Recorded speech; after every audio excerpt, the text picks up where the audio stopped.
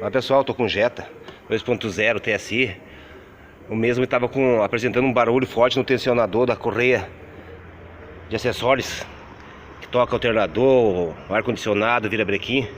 Tava fazendo um barulho muito forte. Esse cara aqui, ó, acabou de chegar aqui, ó, originalzinho. Esse aqui é o tensionador da correia de acessórios, ó.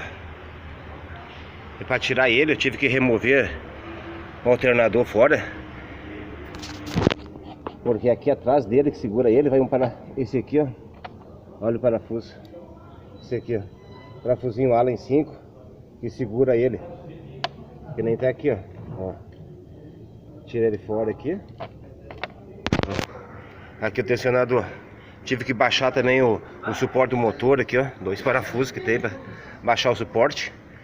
Coloquei o jacaré embaixo do cárter. Ele fica aqui, ó, para poder tirar ele fora. Aqui, ó. Olha o jeito que ele é. Mesmo quebrou a mola aqui, ó. Tá sem pressão. Ó, chegou novinho aqui.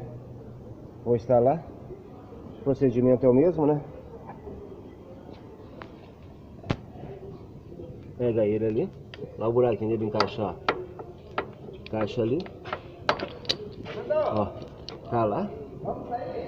Depois de encaixado ali, vem por aqui. Pega o Allen aqui. Ó, com a mão aqui por trás, ó.